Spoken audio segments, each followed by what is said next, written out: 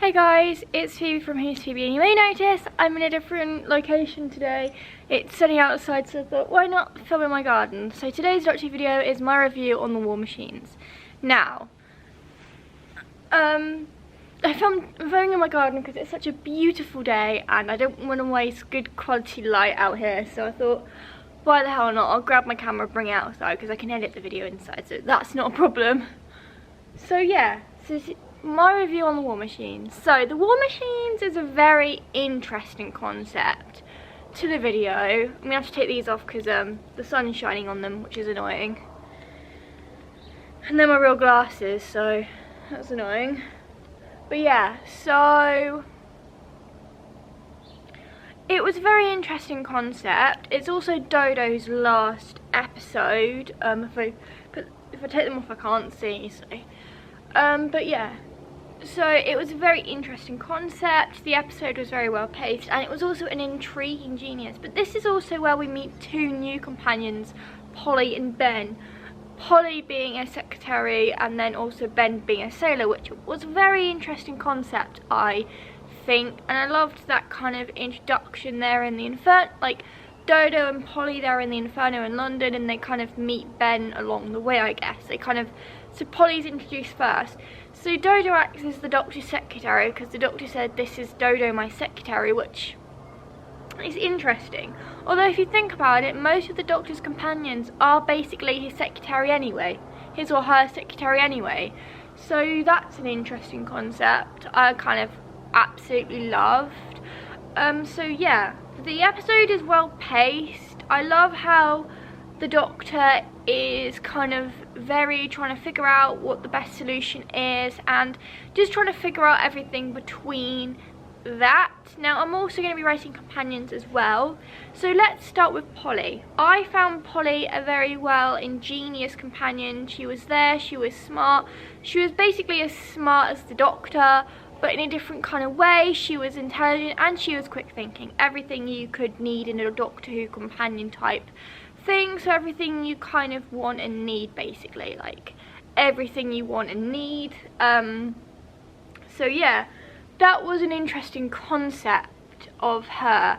Ben was a sailor, so he had obviously been away at sea and he was also smart and also incredibly quick thinking as well.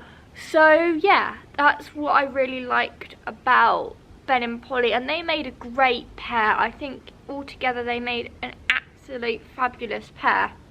Now back on to the actual, so Dodo gets hypnotised by the machines and then obviously the Doctor sends her to the country for a couple of days to basically recuperate and recover without the machines. Obviously there's a person there, I can't quite remember the name of the character, but he says his wife will look after Dodo because obviously they live in the country, so she obviously has a country house for Dodo to stay in while she recovers.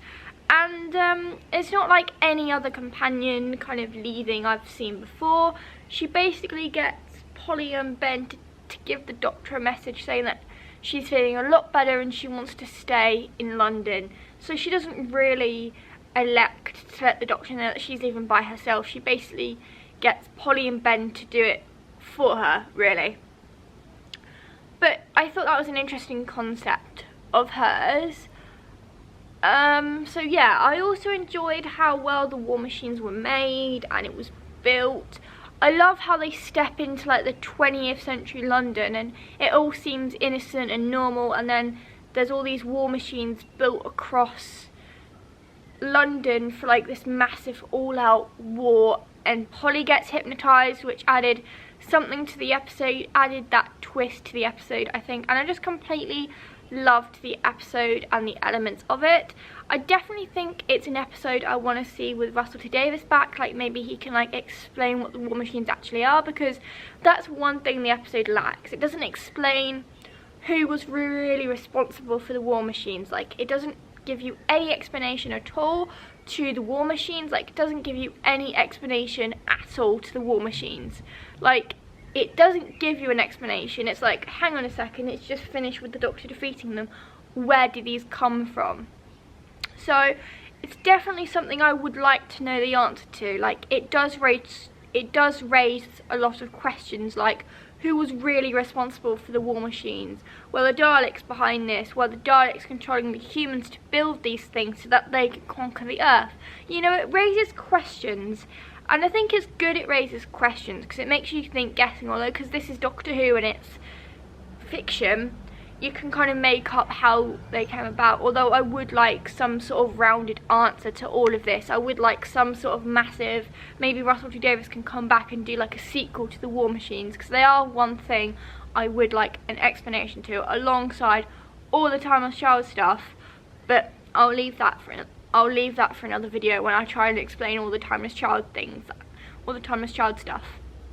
But yeah, so it definitely gives the Doctor something to do, and it also, even though the episode was kind of boring in places, there was an initial build up to the enemies, the computer and that were just there, the machines were just plonked in the plot. It didn't really have any massive concept. Like, the episode itself didn't really have any build up. Like, I felt like the machines and the computer and everything else had just been plonked there. Like, everything had just been plonked into the episode to make it enjoyable. Like, there's no build-up. Where was the build-up of the machines? Where was that? Where was the explanation to how the machines are built? Like, how were they built? You know, it raises too many questions, which then again is brilliant, but also it's quite bad as well at the same time, because it's like, hang on a second, like, where's the explanation to all of this? Like, where's the explanation to all of this? Like, where does it come from? Like, explain to me. Like, explain to me the concept of where the war machines are, basically. So yeah, that's what I thought was annoying. Like, incredibly annoying. But yeah, so apart from that, the War Machines was a very good, intriguing Doctor Who serialised story. I feel like it would have made Flux a bit better if you had the War Machines as well. Like, I've got nothing against Series 13, it's a good solid series, but I feel like if the War Machines had been at the end of the Flux finale, I feel like it would have been like more better, because that way then they could have made a reappearance, but you know. But yeah, so I definitely do think that the War Machines is an ingenious episode. It works well. It works well in things. Like, it works well, the concept works well.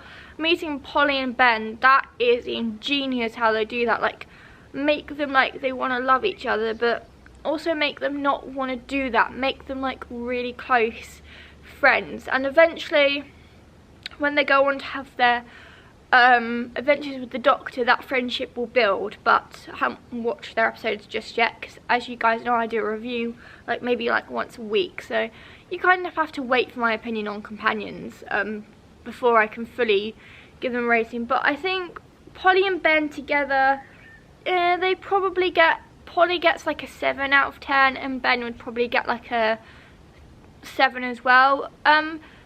William Hartnell was on point in this episode. That's something that I completely can enjoy and know that this episode was interesting and fun to watch at the same time. So yeah, it was definitely ingenious the way he did it, and he just completely thrilled the moment, I think, with all of his amazing kind of lines. He really showed his Doctor in this, I think, the first Doctor in this. So in total, William Hartnell's performance in this was fantastic. Like, there's nothing wrong with his performance in the War Machines. Although it is very glitchy, like the titles, if you've got like epilepsy, you might want to avoid this episode. It's not an episode I would recommend, because in the title sequence you've got you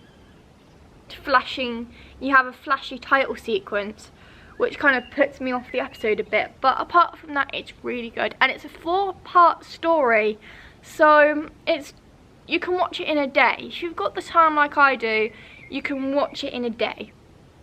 It's doable. You can watch the War Machines in a day because they're only 23 minutes long.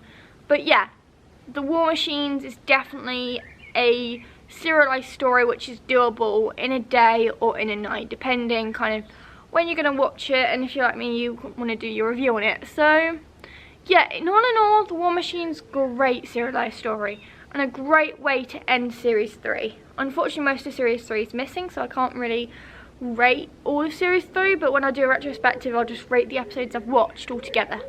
So yeah, out of 10, I would probably give this an 8.5 out of 10. That's quite high for an episode, for a classic Doctor Who episode, especially with the black and white one, so that's fairly high. So, and it's a fair score. So yeah, if you enjoyed this episode, if you enjoyed this video, please give it a thumbs up if you did, and make sure you click that big subscribe button down below and also make sure you click the notifications bell to get notifications every single time I upload. And if you heard the birds in the background of this video, just remember, I filmed outside today. I filmed outside. This probably won't be the only video I film outside. Again, next week, if it's a lovely nice day, I'll probably bring the camera out with me whilst I do some TikTok and film outside again. So, filming outside could become a regular thing in the spring, and filming in my room will probably become more of a thing that I do if it's too hot to film outside. But it was such a lovely day, I didn't want to be cooped up in my room filming. So yeah, so that's it for this week's video. I hope you enjoyed it. Please give it a thumbs up if you did, and make sure you click that big red subscribe button. I appreciate all the support. Until then, have a wibbly wobbly, timey-wimey day.